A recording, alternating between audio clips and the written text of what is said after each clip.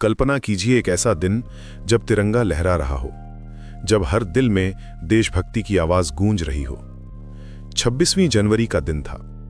कोटद्वार उत्तराखंड की सड़कों पर गणतंत्र दिवस का जश्न मनाया जा रहा था।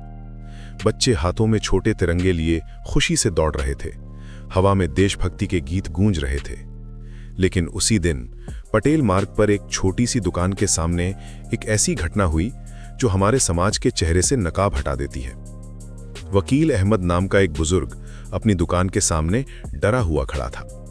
उसकी उम्र लगभग 70 साल थी।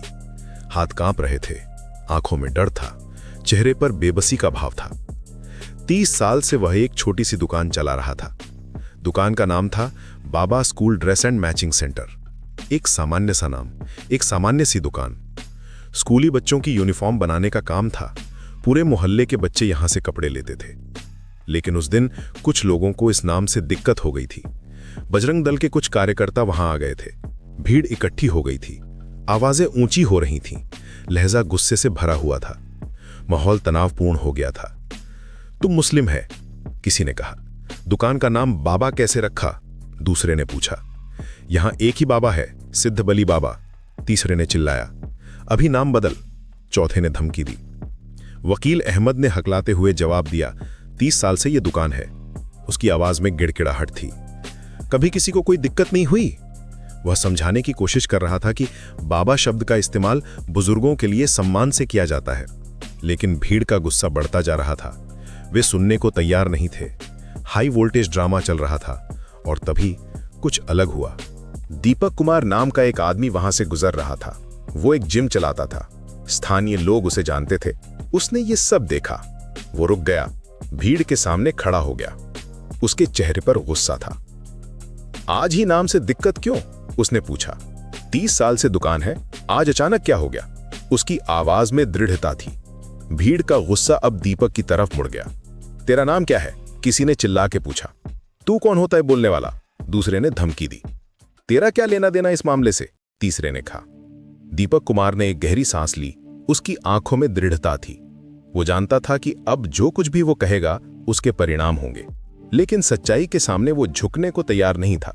वो समझ गया था कि ये केवल नाम का मसला नहीं था, ये पहचान का, धर्म का और इंसानियत का मसला था। मेरा नाम, उसने धीरे से कहा, मोहम्मद दीपक है।